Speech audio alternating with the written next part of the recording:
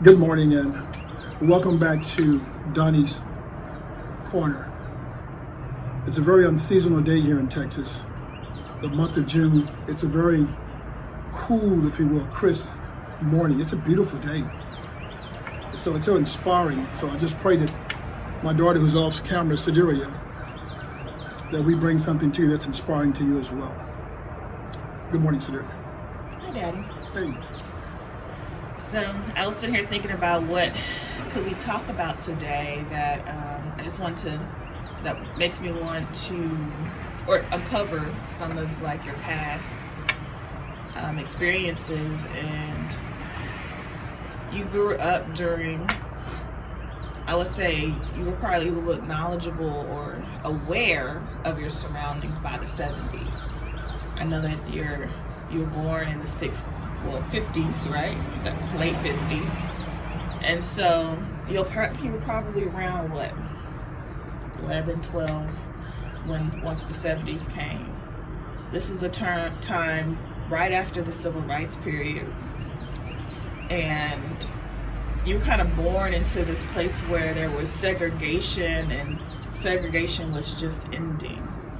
Can you tell me a little bit about like what your experience was when it came to race and the civil rights movement during that time? You know, I think children my age were kind of shielded from all of the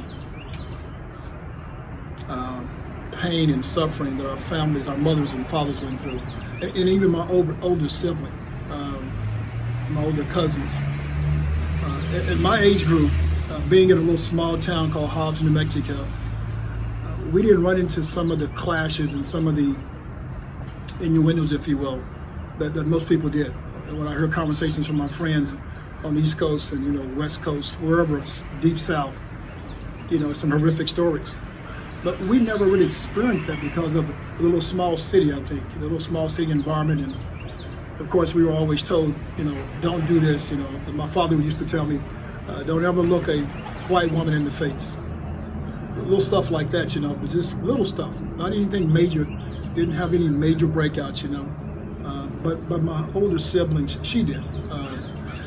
My older cousins, they did. But nothing of great magnitude. But of course, we were kind of that first group that was becoming more radical, if you will, more, I want to call it not a renegade, but just more radical. When my father made that statement to me as we were coming out of our cleaners, I'll never forget. And I was looking at this white lady, just, looking at her. And he said, don't ever look a white woman in the face when she walked by. And so in my mind, I made the statement in my mind, oh, I'm gonna look at every white woman in the face now. Because this was the changing of the guards, you can tell. It's like, I respect my father a lot. But that statement, I didn't respect that statement. I didn't respect that, really guidance, if you will. I couldn't relate to how he was brought up in, the deep South in Arkansas. And so I understood he had been told not to and what not to do. But when he made that statement, it really triggered something inside of me to want to make sure that I respected him, but at the same time, I didn't disrespect myself. And so... How old were you when he told you that? I probably had to be like 12. I would say about 12 years old. So that was in the 70s? Yes. By the time you were 12. Mm-hmm. I know that in Hobbs, you said it's a small town, but you distinctly remember when you were a kid in the 60s, growing up in elementary school, when you got transferred from the all-black school to the segregated school. Can you talk about that a little bit? Yeah, I went to Booker T. Washington and elementary, and from the first to the sixth grade. And so all I knew was, as far as classroom setting, was just all blacks. But I knew white people, Hispanic people very well because, keep in mind, it's a small town, so everybody, when I say everybody, almost everybody who wants to play sports go to the high school gym every Saturday morning. It's the way the coaches had it set up. And so we'd all meet, white, black, Hispanics, whoever wanted to play basketball especially. You're all meeting up at the gym. So I was introduced to white people at a very early age. just through sports. So when I transitioned from elementary to middle school, it was kind of easy to, if you will, to sit around white people in some sense, or Hispanic people, because keep in mind, blacks and Hispanics, we kind of grew up together. And Native Americans, we all grew up together on one side of the town, and of course whites on the other side. But that made it a little easier, but it was definitely different. You know, you could tell the difference, and you could just see all the minority kids sitting in the back of the classroom. You know, all the white kids would sit up front. And so we were all still, if you will, segregated, even though we were integrated in the classroom. We were segregated in the classroom. You know, integrated in society is supposedly, right. But we were definitely segregated in those classrooms, in little pods. You know, blacks over here, Hispanics here. I felt bad for the Native Americans. There was just a couple in the classroom, you know, they sit by themselves though, if whoever it was, or they sit with us. But the whites always sit up front. In every class I was in, they sit up front. They got called on first. So you noticed that, but you didn't take it for what it was. You just kind of, you just sit in your little corner because you had been given so many rules of things not to do. Don't go embarrass my name. Don't go to school and embarrass your family. They told you keep your hands to yourself. So we had so many little guidelines and rules as children that really and truly you have more rules than you had education. Seemed like, you got to follow these rules. Forget about trying to make an A or a B in class. You're trying to make sure that you don't, dishonor your family or disrespect your family. And so that's all in your head. So as everyone else is learning 1 + 1, I'm thinking about, okay, she said 1 + 1, but I'm not supposed to look at Susan because she's white. I'm not supposed to, try to compete with, David because he's white. So you had all these little rules, layers of rules that most people don't talk about that we had to deal with outside of trying to get an education. So there's already a differentiation of who can get at like the level of excellence, like how far you can really excel when you already have this additional layer in your mind as a kid while you're learning. Like it's already a distraction. Yeah. It's already a burden. Yes. Your color is already a burden in elementary school. An additional piece that you have to deal with and think about actively that your white counterparts did not. Exactly. I'll always say I don't know if we blocked it out, but when I talk to my friends, it's like we blocked out because we have to be sitting in this type of setting and having a conversation to kind of bring it up to each other. It's like it's blocked out. It's like when we went to middle school for the first time, we just had a good time. That's the way people talk. We just had a great time. It was just, man, we played ball and we just had a great time in middle school. And I think the great times really were walking to school. If we were being honest, we were socializing in our own little group and walking back home from school because we're socializing and we're walking as a group of individuals of African Americans, black people, if you will, Hispanics, and Native Americans, because we all live on the same side of the track. But really, looking at school was, how would you say it, hectic. Because, I'm not saying every teacher wasn't for you, but I mentioned before, I don't remember one teacher ever coming to me and saying, hey, Donnie, this is what you need to do to be better. And so that made it tough when we go back and look at it and just see who really spent time with you in school, which teacher really pushed you. You had to push yourself back then. Your family had to push you. And keep in mind, most of our families are country people from Arkansas, Mississippi, Alabama, Texas. They're not educated people. More educated people up north, what they would say. But so we really had to push ourselves if we wanted to get more out of school. You couldn't wait around for a teacher. Teachers weren't going to do that. That wasn't their, if you will, that wasn't in their job description. It was just a teacher. It wasn't to try to really mentor anyone else, especially of minorities. And so, yeah, you really had to push yourself and push each other. what was like your father and your mother's, what was their highest grade of learning? Like, did they go to school? Do you know? Yeah, my father probably, from my understanding, I think he finished elementary, maybe a little middle school, but elementary probably about as far as he went. My mother graduated from high school. My mother had her cosmetology certificate. She could do hair. She was ahead of her time. But education wasn't really pushed like you think in my house. It just wasn't. It was more stay out of trouble. Go take care of your business. That's the way the conversation came about. But that meant don't be in there acting crazy and get your books the best you can. But when you came home, it wasn't have you finished your homework? Did you do your homework? It was about, did you do your chores? Did you get your chores done? Because I think the thought process was, you don't have to do that. Your school, that's going to be something on you because, we're out there working, making a living for you. And so you and your sisters and brothers, you guys better go get it and the best way you can. But there was never a conversation around the table where, are you failing or not? Do you need a tutor or not? It was just simply go to school and don't embarrass us. Don't have me come up to that school. Don't let them call me, to that school because I'm working. I don't have time to stop working and come up there and take care of you because you're not taking care of your business. And so I pride myself on my father never ever had to come to school. My mother never ever had to come to school because I was in trouble. Never did. And don't get me wrong, I was in trouble. It's just that they have what they call the paddle. And so the principal said, you want me to call your daddy? You want this paddle? And I'd say, no, I take that paddle. Don't call my daddy. No, don't. They said call your mama back then. They said call your daddy. That's a difference, by the way, today. It's you may call your mama. But back then, no. You may call your daddy. Oh, they knew who the heavy was. My daddy boy, you didn't want him coming because forget that paddle. He had this belt. They called my daddy the rifleman. He could pull out a belt so fast.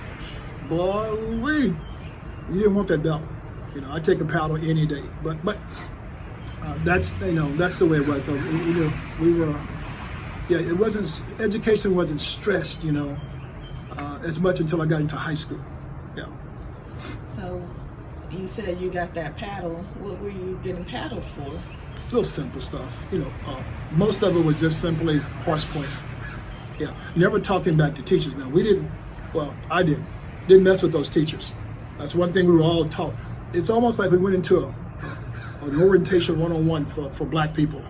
And it's like all the children were there, they were black, and we were told, don't mess with these adult white teachers. Don't say nothing back to them ever.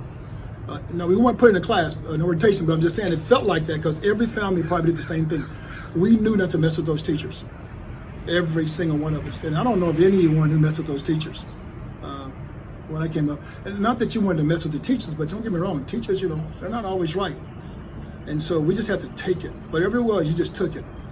And you didn't fuss and fight about it. You took it and you did the best you could with it. So right away, you have all this responsibility as a child to do something that really adults will or should be doing. We were just told to just take it, suck it up, make the best of it. And so we kept our nose clean for the most part. So I know that when you were in elementary school, you had an issue with bullying. What do you know why that began, or what became what pushed these kids to single you out? I can't go back that far to remember why, but except for probably horse playing as kids. And, if you get the best on a kid horse playing, he go get his buddies, because he's embarrassed or, he wants to get back at you. So I can't remember exactly how bullying started, per se. I do know because I was the oldest brother in my family, in which I had no other brothers or boys. And I'd walk home with my sister, we just walk home together. But it all changed around the third grade because we moved from what I would call the south part of town to right around mid-south, if you will. And my cousins all stayed south. And so I'm walking now Mid-South, where these other young boys are walking, and they just just issues, just issues with boys having with boys. But at that time, it would be like 4 or 5 of them against me. And so I stood no chance. And my cousins were going the other way. This is the craziest thing, though. I never told anybody. You never tell. It's that kind of society, where you just never tell. And so I'd walk to school with my sister every morning. Every morning we walked to school together. And she never asked me, why didn't you walk home with me in the evenings? Because my sister, we were in the same grade. So she's asked me, why didn't you walk home? She never asked. My older sister never asked. I never told them, because I was being bullied, chased down by these 4 guys, and I didn't want them to see that. So I'd stay at school every day, and I'd look for a lane a path to run, take out running home, because I could run and I could outrun them. But they were so crafty, and they stationed themselves in little places to try to, and don't get me wrong, it wasn't like they were beating me down, but they just wanted to hit on me, hit me, boom, running. And of course, that time you didn't want that. But every day at school, I wouldn't be caught, by myself trying to go into the bathroom, because they'd be in there waiting, just crazy little things, trying to make me, pee on myself, about making me wait, and all that type of stuff. This thing that little boys do. But that really scarred me in so many ways, because I just didn't have the freedom to learn at school. I'm always thinking about these little bullies. That's crazy, but that's the way it was. And all I had to do was tell my cousins. They right there in the school, and because we'd have jacked them up together, but I just didn't do it. It's just like you just don't tell, you just deal with it. And so, for the first 6 years, I was bullied, in that fashion. And of course, when I got to, because I know you see me now, I'm 6'4", about 2'5", 210, and you said, whoa, who would mess with you? Well, I wasn't, I was probably 5'2", and like a thin rail, I was like a pencil, it's so skinny. And so anyone could pick on you at that age, and that small. But of course, as I started growing, that ended. But bullying is real. I don't think we called it bullying. I just called it these guys trying to beat me up. You just kept on moving. Now, if I told my dad, I knew what he was going to do. He was going to put us probably go to the other kid's father, and they put us in the front yard and let us fight. That's how they handled things back then. And I had a couple of those. I didn't tell my dad. I told one of the bully kids' older brother. Hey, this guy keeps messing with me, and he said, well, y'all want to duke it out? I said, yeah. And so let's fight. Now that kid stopped messing with me. But the other guys could care less. They didn't have brothers where I could go tell, because their brothers could care less. But some kids would, let you handle it that way by just fighting each other and selling the score. And so me and that kid, we probably tied in the fight, if you will. But he knew I could try to handle him by himself. So I didn't have too much trouble with him again. But hey, bullying is real. I'll tell anyone, you make sure you check kids and make sure you go to school every now and then, and just really get in your kid's head, because that will stop your growth as far as education, because you're not thinking about school, you're thinking about protecting yourself and little silly stuff that you probably shouldn't be thinking about. Yeah. So you had not only the weight of segregation and what you can and can't do as a black kid in an integrated school with your peers, but you also had the weight of bullying on your mind too. So how did you progress through school with both of these things kind of warring as a kid in your head? I think from 1 to 6 in elementary, those grades, those years, I don't know how I even I don't even know how we're promoted to the next grade, to be honest with you. I really don't realize that. I don't understand how that happened, because I couldn't do math, I couldn't do English, I didn't know nothing about history. I'm basically in school, and I'm just surviving in some sense, if you will. I mean, I'm there for those breakfast and lunch. I'm definitely there for that. I'm down for the food. But as far as school-wise, as far as knowledge-wise, to me, those are lost years. I mean, just to be honest, those are lost years. There was no freedom for me to kind of really to engage and to really pull out those golden nuggets when you're young, and you're impressionable. I was thinking more like a little I guess, a little gangster, if you will. How I'm going to, one day get even. I'm always, my dreams were getting even and stuff. Not playing in the NBA. My dreams are, how am I going to take care of these guys one day? So that's, that's the dynamics of it, though. Is you'll be surprised what's warping your kid's mind, because it's warping their future. My story ends up a little different, but really and truly, it's just by the grace of God, when you think about it, of some of the things that you know that you shouldn't have survived. And don't get me wrong, it's not so much those little boys, because they're just boys being boys, as we always say, but they're boys really bullying another child and taking another child away from, you don't know what I could have been if I would have really just applied myself from 1 to 6. Because by the time I get to middle school, I'll be honest with you, I was just as lost as I could be. Don't know how I got promoted there either. I'm just in the classroom. I couldn't write a complete sentence. What's a verb? What's a noun? What's an adjective? Heck, I didn't know what that stuff was. And I'm just sitting in the back of the classroom and just, doing what I could, just to get by. But that really derailed my education. I would say 2 things. One is just simply bullying, period, but also by being silent and not really saying, hey, I got a problem here, and just like I said, never telling anyone, just simply dealing with it. So just kind of suffering in silence, but thinking that's the norm, not even kind of thinking through, I am somehow downtrodden, but no, this is normal. It's like my grandson tells me now, I can't wait to get big and tall like you, just so he can be bigger than taller than me.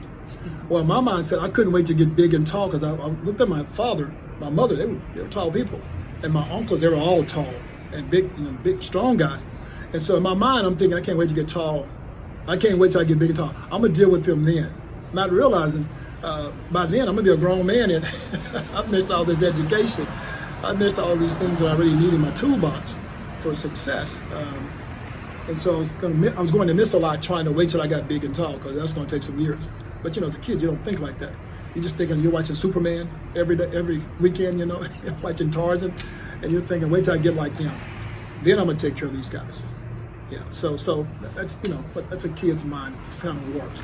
So how do you, with those years, as you say, that are gone from education, just kind of missed, how did you succeed? Because, like you said, your story turned out differently than most people in your situation. Like, what pushed you? What were your tools, or how did you compensate for the things that you just didn't learn? A competitive spirit. Even though I would be being bullied by those kids, we still compete on certain levels. We sit in a corner and throw dice at lunchtime. Those same kids that bullied me, we're throwing dice though. It's just crazy. We're running and racing against each other, doing PE, and so the competitive spirit of wanting to beat them at something, and wanting to beat everyone at something. And so by middle school, I'm in sports a little bit. I'm not good, but I'm competing. And so I took that to high school, and where I'm not learning by now. See, I'm just in the classroom, and because I'm playing basketball, teachers back then look at you a little bit differently, and the coaches had a bit of say in your grades and stuff, and how you got past it, if you will, to the next grade. And so I'm just kind of being pushed along a little bit, but I'm getting a little bit more serious about school as well, and so I'm learning more than I've ever learned before in high school. Because in high school now, keep in mind, I'm like 6 feet tall, and I'm daring somebody. I pray somebody wants to fight me. It's like, come on. And of course, nobody wants to fight now. And now with my cousins, we're all there. But really, I'm ready to fight. And help my cousins out, because I've grown so much. And now I don't know if I can even fight. I just want to fight. But I probably can't even fight. But during those years, though, yeah, I'm growing, and I'm applying myself a little bit more, even though I'm frustrated because I really don't know what other kids know my age. But I'm pushing myself. I'm reading a little bit more. I'm trying to write a little bit better, and so I'm pushing myself to catch up, if you will, to make up for that deficit. And so that's challenging in trying to play sports. And at this time, of course, I'm interested in girls, so I'm trying to impress girls, and I won't be in the classroom, not being able to answer some questions. And so I'm trying to apply myself for all those little reasons why. But it's very challenging. I'll tell anyone, it's very challenging. But I persevered. Sports really was the common denominator as far as you have to be eligible to play. And so my thing was to do the best I could to make sure I was eligible. It wasn't about trying to, make sure I can go to college. It was just trying to be eligible. And so I applied myself to be eligible. And in doing so, it helped me kind of, if you will, put me on a curve to start progressing in my education. Still, no teachers coming to me and said, "Hey, we see that you're lacking here. We're going to put you in a class. I'm going to tutor you." Not one teacher did that. Here you go again. You're still integrated into high school, into middle school, but you're still sitting in segregated pods in the classroom. Most of the black kids are sitting in the back of the classroom. We're still sitting in the same places and doing the same thing. With those same guidelines. Don't you mess up my name. Don't you go there and dishonor your family. So with your childhood being, a little bit different than I would say a lot of Americans' childhood, right? Mm-hmm. About the mainstream Americans. How did that inform you when you had kids? How did that teach you to be a father, or what taught you to be a father? That's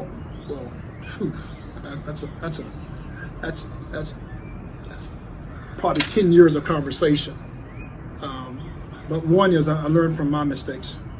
I was always teaching my kids, let me know what's going on. Tell me what's going on. I was more of a communicator with my children than my father was with me. My father was simply, here's a parable, take it, run with it, you figure it out. Don't cause me any trouble. Go take care of your business. With my children, I'm at the PTA meeting. I'm at all the recitals, games, plays, you name it, I'm there. And I'm observing the teachers with my children. I'm observing the other students. Now, don't get me wrong, you can't see everything. But I'm 6'4" at this time with my children. I'm an imposing figure. And so, but I'm also now, I consider myself to be educated. Not so much school-wise, but life-wise and street-wise. And so I can have a conversation with anyone. And so I'm in those settings with the principal, with the teachers, and I'm talking to them. I'm getting to know them. I want them to know me, because I realize that if they know me, they will treat my kids a bit better. And so I've met every teacher that my children have had, coming up from first grade all the way to high school. And then in high school, of course, in some of those classes, it's kind of hard to meet the teachers the way it's structured, but I've met most of them just through going to the sporting events or to different plays and just kind of brushing up against them. And I'm listening to my children, things they're telling me. Hey, Daddy, this is what's going on. Hey, Daddy, this is what's going on. And it's like, okay, cool. I'll be there tomorrow. I never said, you go take care of that. My thing was, okay, I'll be there. Now, I might have came back and said, now you go take care of that, because I understand that there's two sides to every story. Like I say, I might have been a knucklehead in school. I can't remember. I know I was. Don't get me wrong, but not that big of a knucklehead. And so I definitely spent quality time at each setting with my school, with every coach as well, because I didn't trust coaches, because I knew coaches. I knew what they could do to kids. I knew how they could just snatch your confidence away from you by them shouting and saying crazy stuff, and teachers could too. But I'll be honest with you. I wanted every teacher to see me, because I wanted them to fear me. Like, ooh, that's Mr. Thompson's child right there. Yeah, I wanted them to see me, because I understood exactly how they could snatch your confidence away as well. And I didn't want them snatching my children's confidence away, because I'm building them. And I don't need them to go to school and all of a sudden that's taken away. Because see, even though I'm telling my children to tell me, they're not telling me everything. Because, children have this innate ability to think that they can handle it. And that the teachers in the classrooms really are threatening the kids. You tell your mom and dad, it's going to be hard on you. I know what teachers are saying. And so you have to be very clever how you talk to your kids and what's going on. and let them kind of spill the beans in another way. Because it's like sending them to school and then the teacher programmed them. The kids thinking the teachers are God. And then you bring them home, you got to deprogram them to let them know, no, God is God, and I'm your daddy, and mom, it's your mother. And so you got to follow our lead. But that's that's confusing to a child. Here you go again. The child should just be learning, and here they are being programmed and deprogrammed, and that's tough, even my children, because of all the bullying and stuff that goes on that they don't want to talk about. And so, my thing is to be present. I can tell you we sit at the table and we talked every dinner. That wouldn't be true. We talk a lot because I normally pick my children up from school or take them, my wife or I. But my thing is being present, to hear, to listen, to get a feel for what's happening. Not always talking, just showing up and observing was big for me. So you had your first child at what age? I think it's 22. I think I was 22. Your mother was 20.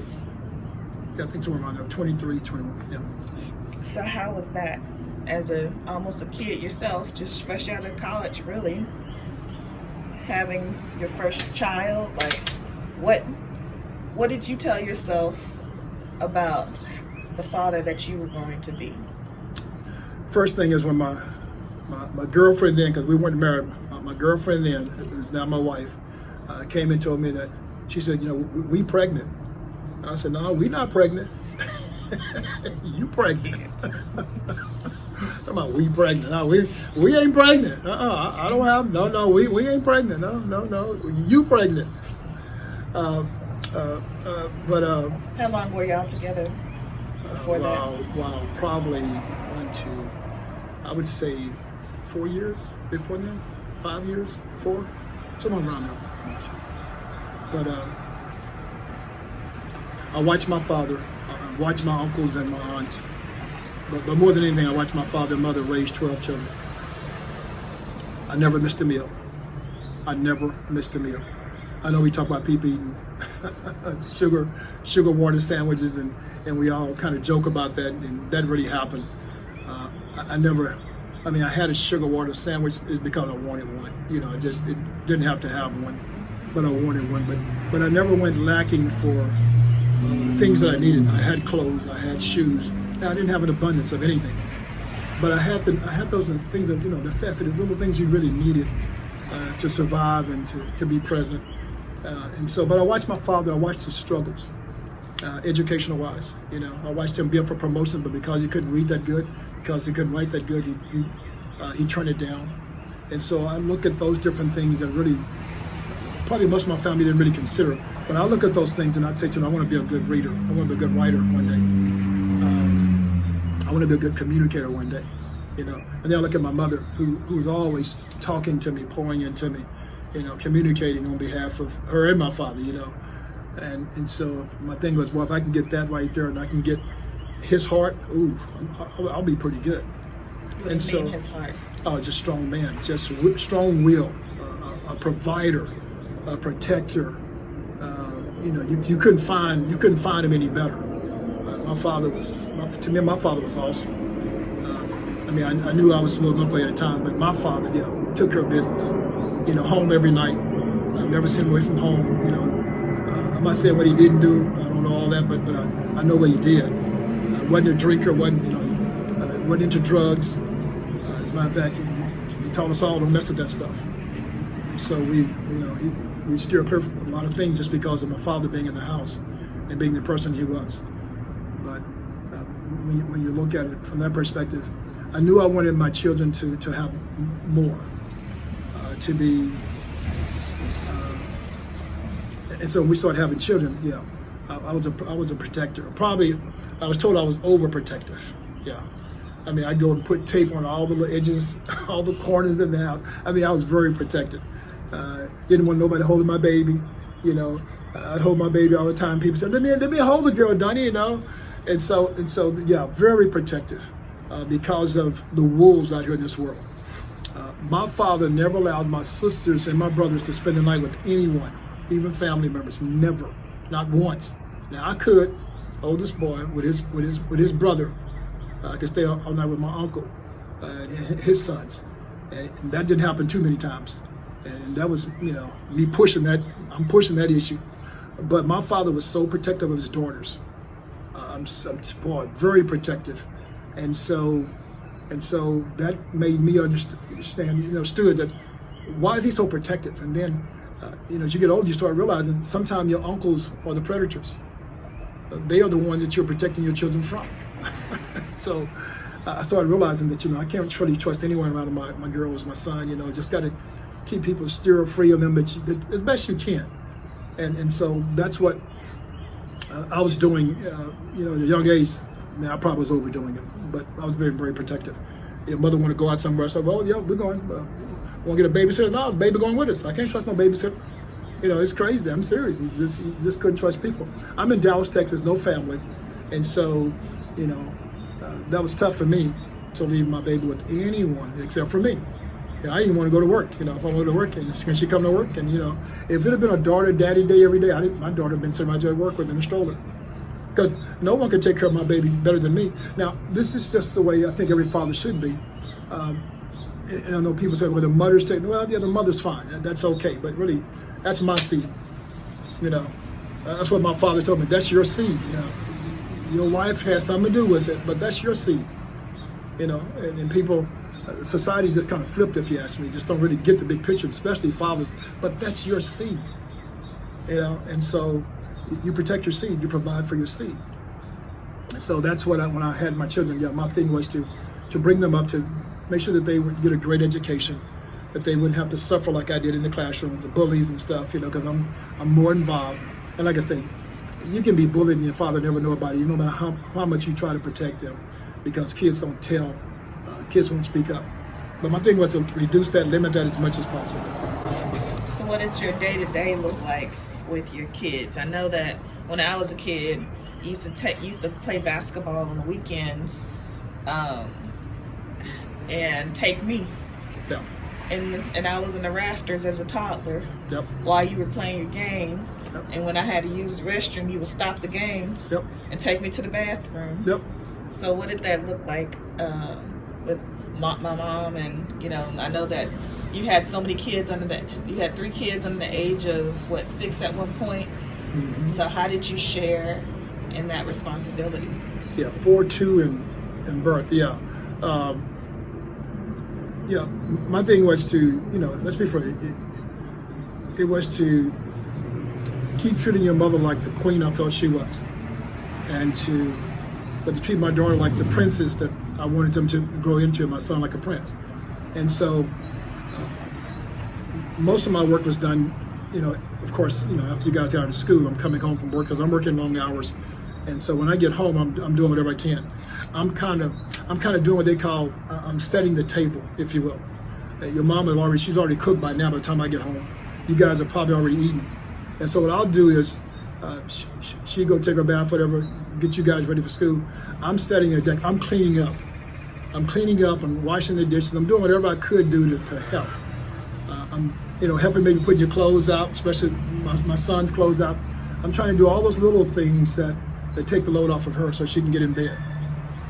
And then on the weekends, especially on Saturday, I'm taking you, and at that time, when Joshua came along, taking my son, I'm going to the gym so she can sleep in.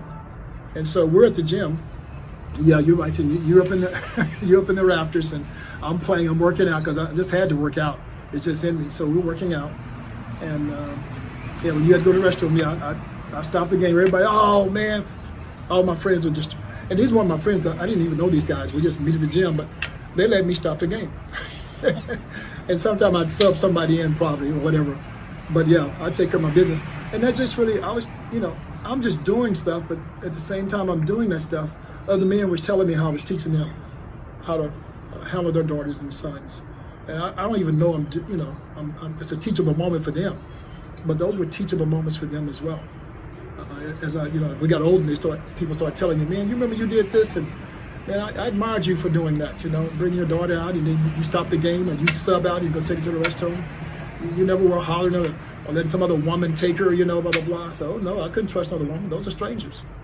So just that kind of upbringing yeah, really, it's just being protective, having a protective nature. And keep in mind, I'm not saved, I'm not born again, so I don't have a Christ likeness, if you will. Like most people would say, I'm a good dude, but I wanted to be a great father. I wanted to be a great father. So we get older, and you go from the protecting stage to the dealing with us stage. Now we're getting personalities, and we're interacting with the world. What was the thing that you're trying to instill within us as we were going through like middle school and high school and preparing us for the world? They said, "Mama don't take no mess." I didn't want my children to take no mess. I wanted to, of course, be their protective father, be their provider, but also wanted my children to fend for themselves. I wanted to make sure they understood I wasn't going to always be there for them. I couldn't show up at every conversation, every confrontation. And so my thing was to teach. I think I was teaching my children how to have reasoning skills, to have conflict management skills. I became a manager, if you will, in my family, to where I'm managing you how to have all these classes I'm taking at work. I'm bringing that stuff home. I'm teaching my children how to do conflict resolution. I'm trying to push this down into my children because I realize I can't be there to protect you. At the same time, I'm wise enough to realize that I've got to let you grow. I have to let you fail sometimes, because I'm always trying to protect you. If you fall on the floor, I'm gonna try to run and dive up under you so you can land softly. I realize sometimes you gotta fall. You gotta brush your tail to realize you can't wear those slippery shoes in the kitchen when it's wet. You can't touch that stove. So that's I started evolving from being this overprotective father to being this father who I wanted you to take risks as a kid, because I can see that one day you're gonna leave, and I can't have you in this bubble in my house under my guidance, and you're fixing to go out and face this world. So I started preparing my family for this world. I would say probably around the 10th grade was when I really got involved of, okay, now you gotta fend for yourself. You gotta get everything. You gotta talk to these teachers yourself. And so I would come to school, or whatever setting it was, even in the doctor's office, I would talk, but then I'd tell my child, no, tell her what's going on, because I want to hear your voice, and because I couldn't give you guidance if I don't hear you speaking. So when we get home, to say, okay, the next time you approach her, let's talk like this. Let's do this. So I'm always teaching, but I wanted to make sure you had a voice. Make sure my son had a voice. My youngest daughter had a voice. She had a voice, by the way, big voice. And so, and my son had his own little slick, sly voice. All my children are different. They all have my wife and my personality, but they're just clever. They're clever in their own ways. But I wanted them to be like that. I wanted them to have that voice. And so I think that's the most important thing. Your child can be as smart as they want to be, but if they have no voice, then they have no say in their future. And so I wanted my children to have a voice, because I wanted them to decide exactly how far they wanted to go. Yeah. So I don't remember any of that. No. But I was the first. Yeah. So, I think you probably perfected it by the third. Mm-hmm. But what I do remember is, one, you were a very strict and stern father. I didn't see you laugh very often as a kid. I think you were in the midst of your working your career, and just making sure that we were protected and we have what we need. And so I think Brianna, because she was in high school by herself. Me and Joshua kind of were almost tandem in high school and just school in general. But she got it. Once we were out the house, she kind of got you guys alone. And so she got to see a little bit more of a loosening up, I would say, when it comes to you guys. But one of the things that I really remember is when in high school, I started getting my cycle. And we have just notoriously as in our family, we have cramps. Like, we just have horrible periods. And just being, and it's so funny because I don't think a lot of women grew up being as open with their fathers, and I think that you have always created a space for us to be open and be like your daddy. You handle everything, and I see that with your grandchild Gabrielle. She literally talks to you about everything, anything going on with her. She does not care. But I remember calling you because I remember calling my mom once I started having cramps in school, and she was like, all right, just wait it out, you'll be all right. And so I realized that I needed to call you because you would stop everything, come and pick me up and take me home. And it was such a privilege for that. It was a luxury. I don't know what was going on with you at work. I don't know what position you were in order to come and take me home. The workplace was a lot less flexible back then, but you always made it happen. And I was so grateful because I was in so much pain. I was not going to get any learning done that day. I was going to sit at the nurse's office and chill on her beds the rest of the day. So you always dropped everything when I was in pain, and it colored the way that I see the world. It colors the way that I see men in general. I know there are a lot of women who have been broken and hurt by men, but my example of a man is someone who is protective, someone who does drop everything when you need them, someone who you can talk to them about anything and be vulnerable with them. And so your overprotection created trust for me and just men in general. So how were you able to move that way? Did you tell your bosses, family comes first? How did you set yourself up to be so present with us? So let's go back to, I have 7 sisters. So I was raised, there's 12 in my family, 7 girls and 4 boys. So I was raised with all girls for the longest. My brother Terry comes on later, but he's like the first other brother with me with 6 girls. And so I've got 7 sisters, and I know I used to terrorize them. I think I told you once before, my father made it clear, don't you hit my girls, don't you be fighting my girls, his girls, not my sisters, his girls. I told you to protect it, even with me. But I realized that, it's 7 of them and it's 1 of me at that time, 6 and 1. And I realized that at a young age that I could get them to do more for me than I could do for them. I could be a little knucklehead if I wanted to, but I realized that if I do what they asked me to do, and just look at the rewards of 6 or 7 sisters giving back to me. And so I was already managing at that age. And so whatever they asked me to do, Donnie, go to the store and buy my sanitary napkin. Donnie, go. And first time, it's like, what? And then I just started doing it.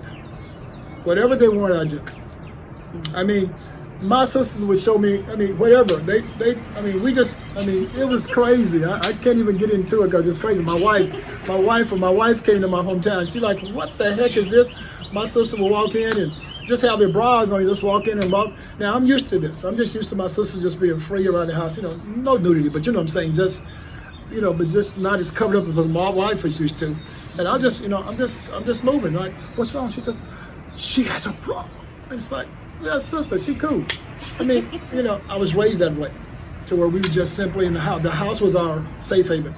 And whatever we did, but, we had to be respectful, don't get me wrong. But I just did for them.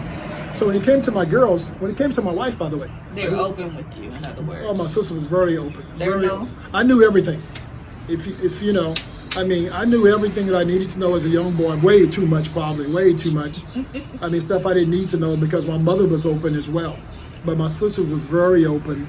And so whatever they were going through, I know about it. Everything they were going through, they just shared with me.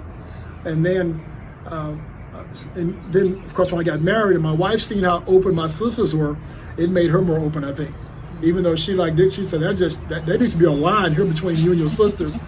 And so she became more open, if you will, and just telling me everything. And I'm going to do all the stuff for her too. And so when I had daughters, especially you, there's no problem. At that point, I'm already locked in. I understand I can hear everything. I know exactly when I say exactly, I don't know exactly what you're going through, but I have some understanding that, you need to get home, maybe get some rest, And then, of course, I'm a little protected. You probably could stay to school.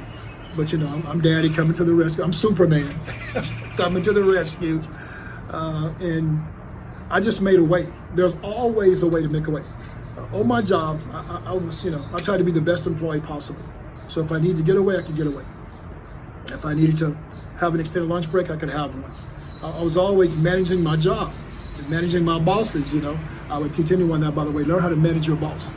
I knew how to manage my boss to get what I wanted because I had a family, and I consider myself a family man. But that's why. It's because I had that upbringing with all these aunts. Now, they didn't talk about stuff, but they were all there, and so I listened to their conversation with my mom, and of course my mom, and then my sisters, and then of course my wife, and so it just made me relate to women and what their needs are, and their needs are different than men, just different, totally different, and so I didn't mind helping and supporting, and just pampering. That's tough. I told God one time that I'm not ready for a family. What are you doing? That's what I told God one time. I'm not saved now. I'm just talking. I said, this is a heavy load. It's one thing to be in a family with 12 sisters and brothers, and my father's responsible. But now I'm responsible. I only got one kid, but I'm crying with one kid, Lord, why'd you do this to me? Why my wife, want to get pregnant, But it's like that still voice. You're the man for the job. And so I realized, there's no running away from this. Let's embrace this. I think that's the point.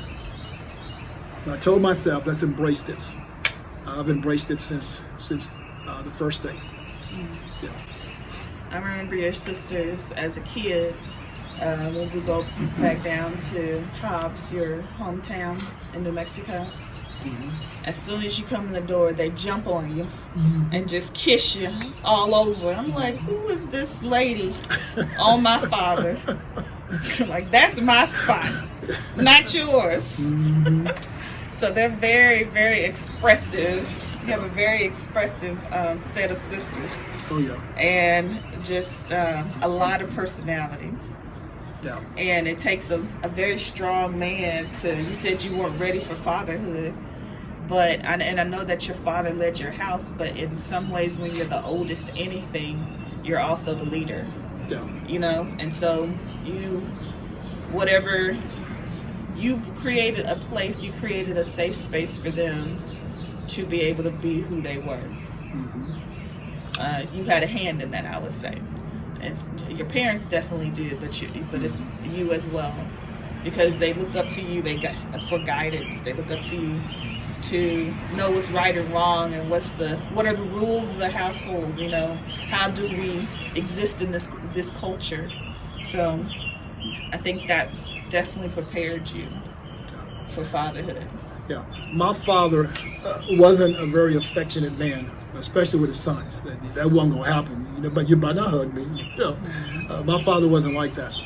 My mother was, and so my mother would always hug and kiss me, always. And so I think my sisters really grafted from that, because I know my sisters could hug my father, but not the son. We weren't, we weren't even shaking hands with him. We were trying to ignore him, But my mother would always, my mother would do, you name it. She'd sit there on the porch outside and bust my pimples. My mother would do all this stuff and tell me not to bust pimples, all this stuff, just educating me. but she was always loving and affectionate to me, being the oldest son. And so I'm quite sure my sister's seen that, and they grafted from that as well. But they've always jumped me. I call it. They just jumped me. They jumped me and hug and kiss, and I let them. I mean, I just let them. It's like, what am I gonna do? I'm not gonna fight them and get off me. I just let them, because I learned, over time, just let them enjoy you. Because I enjoy them. I'm not the kissy kind of guy, the huggy kind of guy, but they are. I was always kind of stern, if you will, firm, in some sense, because of the way I was raised. However, I knew how to let my hair down, if you will, and let people enjoy me, and I enjoy them. But I know how to take care of business also. That nice side between, hard work and no play makes a very dull person. Well, I like to play, but I just play within the lines. So yeah, my sister, they were very, oh my gosh.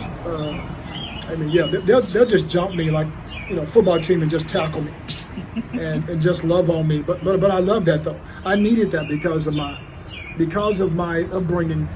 I was rigid enough. I was stern and firm enough. And so I needed sisters like that to break that ice, because I could have been a very hard person, if you will. But they kept me grounded. I like to say that they kept me grounded. And so now that you're older and your kids are grown, what would you have gone back and done a little differently with the same means that you had to just, I think as parents, you're always grading yourself, Mm-hmm. You're always kind of like trying to measure, did I do the right thing? Am I going down the right path? Did I give them what they need? So knowing what you know now that you're past that point, you still parent. It's not something that you've given up completely, but you don't have to do it as much for your children. You do, now you're in a new round with your grandchildren. But what would you have done a little differently, or do you feel like the chips will just fall where they may? See, as you're asking me that question, 1,000 things are going through my head. What could I have changed? What could I have done? And really, when I reflect back on who I am, where I am, who my wife is, where she is, who you are, your brother, your sister, I wouldn't change a thing. Really and truly, I wouldn't change a thing in that perspective, in that realm of my family. Me, career-wise, I would have changed some things, career-wise. To me, I was born to be a hustler. Kind of a silent assassin. Silent assassin. Yeah, in the business world, because I wanted to bring that quality spirit. I wanted to bring that leader that you love to lead you. But I wanted to be this businessman who just simply rocked the world. I felt like when it's all said and done, you just have to be true to yourself. I felt like I worked at my job for 36 years, and don't get me wrong, there's some great stories. There are great stories, great people who, given their life to Christ because of my walk in those workplaces, in those lanes. People who have admired me from a distance and up close as well. However, personally, I felt I was built for the private sector, financially. Okay, that's what that comes to. As far as loving my job and loving what I do, for the first 20 years, I loved it all. I think for the last 10 years, for sure, I should have probably moved, just to try out what's inside of me for the private sector. I felt like that sector missed me. I missed it. To bring my management style into that, cluster of craziness. To really pour into people from a different angle. So I felt like I missed that window, if you will, of opportunity when I was asked to take another job with another company. Just looking back now, that would have been the right move. And the reason why is someone asked me, do you think you'd have made the same type of living? Well, let me put it this way. I'm sitting at dinner with a billionaire, and he wants me on his team real bad because of my management style. Basically, I'm managing his employees, and his company finds out about it, and they're the number one, if you will, company, number one division in his entire company, and he comes down to find out why. And it's because of this guy, Donnie, over here. He's basically managing your team. He's basically mentoring your team. And so he just has to have dinner with me. And this is what he asked me. He says, how about working for me? I said, well, I'm sitting on top of a pension right now. I don't want to mess that up. And, you come back maybe in a couple of years and I'll probably take a look at that offer. And he says, no, what it's going to take to get you? I said, well, no, you probably can't afford me. He says, no, don't make that statement. He says, and this is scary now. I'm going to tell you what he says. The next thing he says to me is kind of scary. I'm sitting there eating a biscuit with some fig jelly on it. I'll never forget. And he says, you tell me how much you want to make and I'll find a job for you. Now, this man don't know me from Adam. He just know what I've done with his staff. And that was the first time I dropped a biscuit, I said, what the heck is this? Anyway, long story short, I felt that I didn't leave because I was sitting on top of my pension, and it would have really messed some things up that I had planned. And my thing was to maybe work with him after I retired and do some things with him. And so that door's still open right now. However, I would have loved to have seen how my leadership style would have worked in the private sector for like 10 years, not just a year or two, but for like 10 years to really pour into people. So I feel like I missed that window of putting that in that arena, if you will, even though I've mentored so many people in the private sector. And they use that well for their own, if you will, edification. I never experienced myself as being the leader on that side. Do you think you did that because of your family? Because you wanted to ensure that there was protection and stability there, or? So the nice statement, or the nice piece here would be say, I was a family man, and I didn't want to take any risks for my family. That's the nice statement to make, and people buy into that one. And that has a small significance of truth to it. Yeah, that's true. But the other part, you become comfortable. In my industry, I'm probably one of the best who's ever done what I do in an operational setting. And so I'm comfortable, and I've got all these people working up under me. I've got like 50 staff members, and then I've got like 600, indirect employees working up under me through these contracts. And you see that if you leave, that's going to be tough for someone else to run. Now someone else can run it, but they're going to tear it apart and run it totally different than you. And so I'm protective of this family now, my work family. And so I'm caught between a rock and a hard place. I'm protective of them, and then but I want to jump off this this springboard into this pool of the private sector, and I'm kind of torn. And so I stay in that mindset for about 5 years. And so at this point now, I feel like I've missed my window of opportunity to do the other. And so I realize now I just might as well stay in here and just go ahead and retire and get out the way. But that's where you get kind of trapped between the two, and you can tell yourself all kind of stuff. I did it for the company, I did it for my family, but at the end of the day, you have to do some things for yourself. I wanted that for myself. I wanted to, I'd worked enough for my family. I worked enough for the company. When do you do something for yourself? And that's why I'm teaching now, is to get yours while you're young. Don't wait till you get older. Be a risk taker now while you're young. I'm pushing that. I'm preaching that.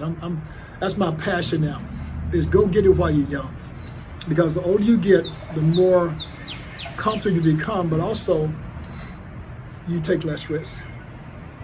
You become scared, if you will. And so that's tough. So yeah. If I could do it all over again, I would have, spent some time on the private sector trying to prove, if you will, but, sow my oats in that area. Well, I think that one of the things that I really appreciated about you, especially as a kid, is that when I saw you or mentioned to you that, and I didn't do this often because I was scared of you at some points, because you were very strict and stern, and I didn't want to ever go against you, I wasn't as vocal, let's say, as my younger sister, but I remember you working so hard in your job and in your career, and you were home a lot. And I think this is when I was in like elementary school and maybe middle school. I would say elementary, the later years. And I remember telling you, I don't see you enough. Where are you? I don't see you when I get home. Why aren't you there? And I remember such you, and I don't know if you were just on a project or how kids, a month or 2 months seems like forever. It seems like you've been doing it forever. And I just remember feeling like that presence not being there, which speaks to how much you were there, to feel that you weren't there. And then after me saying that, I noticed it changed almost immediately. I don't know what you did. I don't know but you made it a priority to make sure that you were there where I could see you. And so, like usually any concern I may have, if I express my lack in any way, you will always answer it. And so it's just a blessing. And so I feel very, very lucky I feel like each kid gets a different parent because of their personality and where their parent is in life. But the parent that I got with you and Mama were the best that I could ever get. I look at other families and other kids and other of my age or at my age, and I just couldn't have picked anyone better than what I got. I was definitely a blessed child. So thank you for that. You're welcome. Thank you for being present. Thank you for being open. Thank you for being just a good man. It's not, black men, black fathers don't get the representation that they should in media and in the world. But no matter how the rest of the world colors who you guys seem to be, you gave me the truth. You gave me my truth of what a black father is, or what a good father is. And it also colored how I see God because of that. Because I think our first interaction with who we see God the Father is with our own fathers. And so you gave me an excellent springboard for that. I was listening to, first of all, thanks. I appreciate that. But I was listening to Michelle Obama the other night, and she said something that I think we take for granted, or we just really don't even think about, because we just do. But she was saying how her and Barack had to really represent the black community in the White House. I mean, they couldn't fail. The pressure of, I can't fail, I can't do anything wrong, I can't wear the wrong necktie, the wrong handkerchief, I can't have on the wrong dress. But she was saying that people were telling her once they finished their term how she represented us well. And she made the statement that if given the opportunity, this is who we are. If given the opportunity, this is who we are. We represent well. And so I was given an opportunity to be a father. But if men just understand the image that they're created in, this is who we are. You know, God has never left us or forsaken us. And so when I look at all my brothers and sisters and what they're doing, it's like you just forget who you are. You must have forgotten the image that you're created in. Because your job is to gravitate towards God. And everything else that is blessed because of your gravitation towards God it's just the fumes of what the relationship you have with God. It's the fume, it's the remnants of that relationship. It's the residual of that relationship you have with God.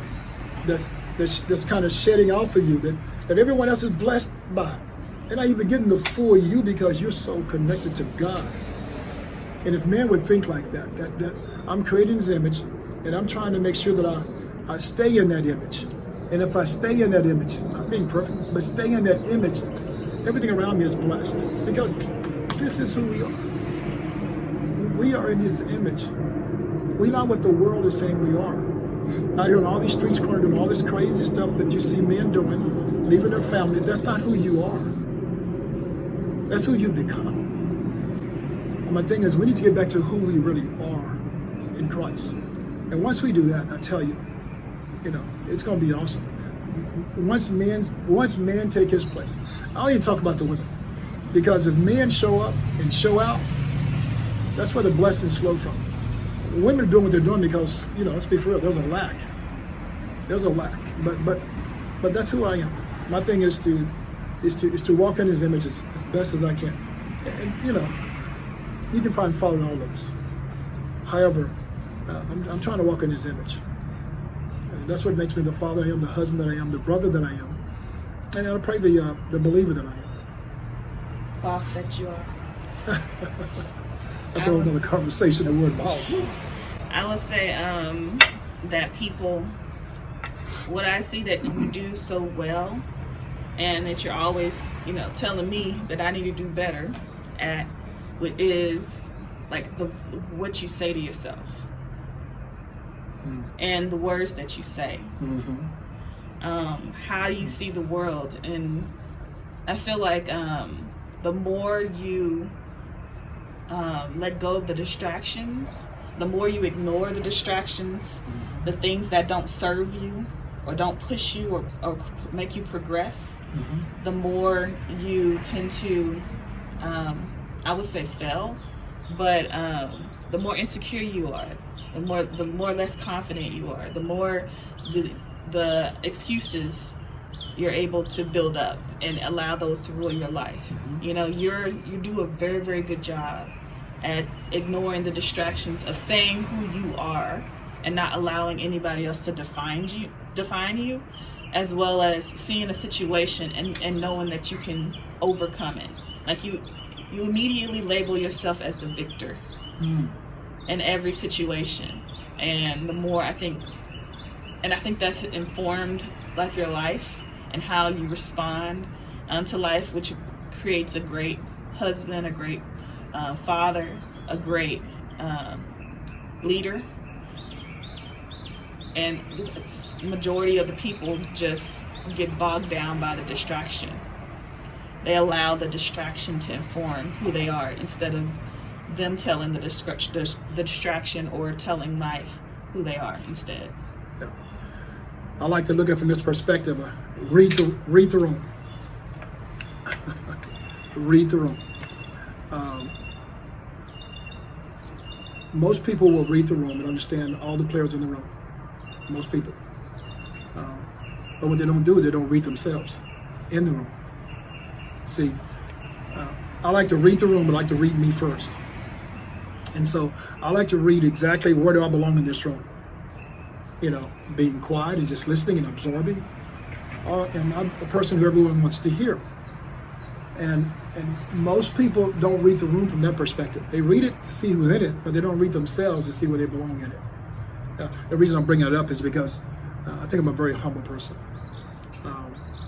but there are certain areas where it's not that I'm not humble, but it's where I think I thrive in, from perspective of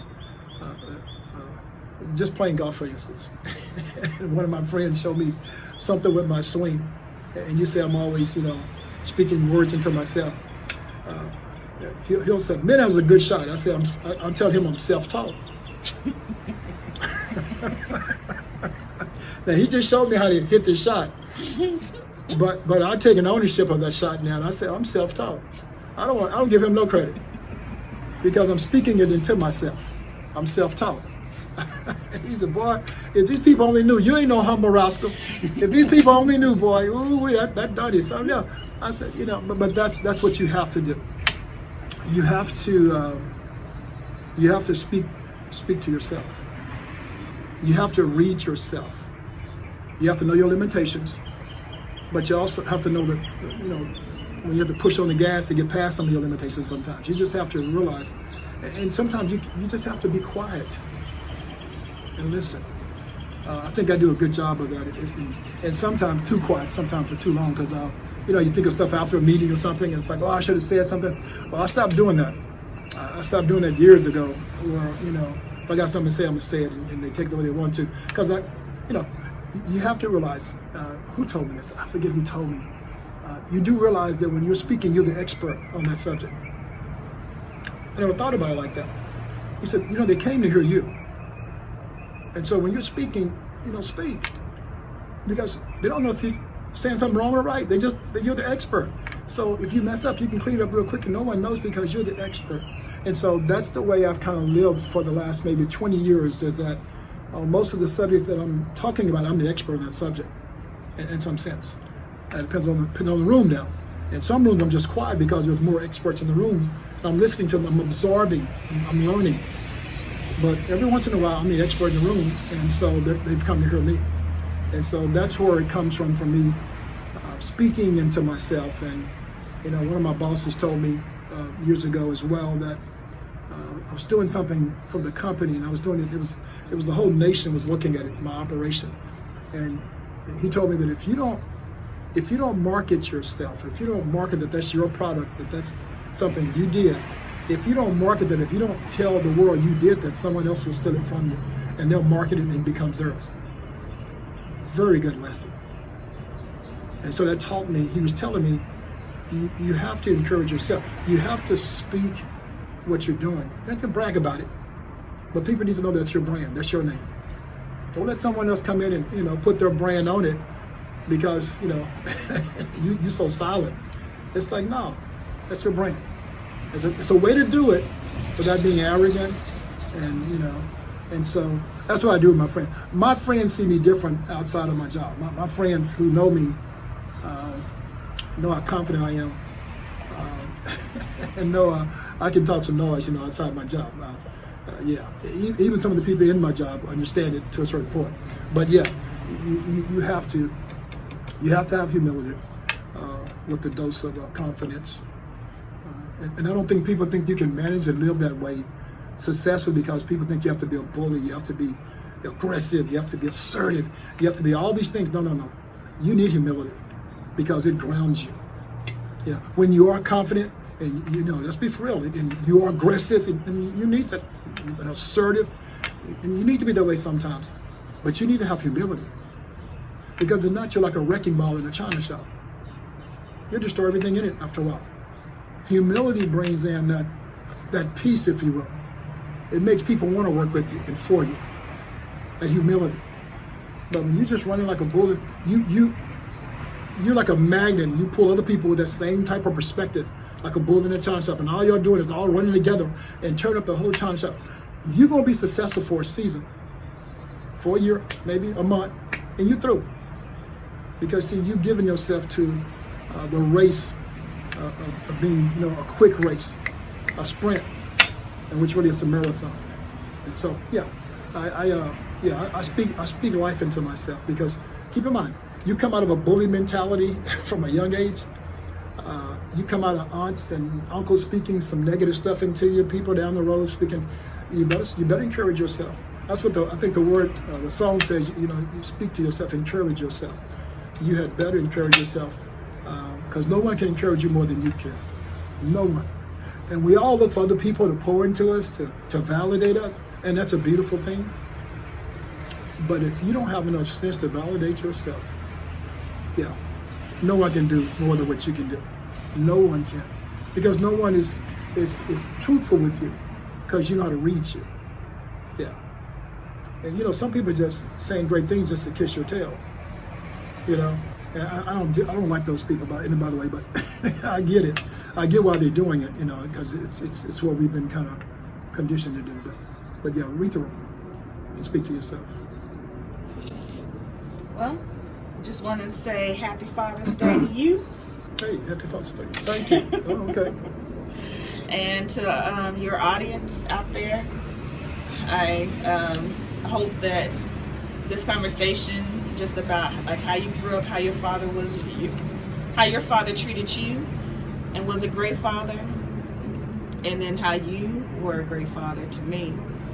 Even though you guys are, you know, different types of fathers, you still were effective and loving and successful in your roles.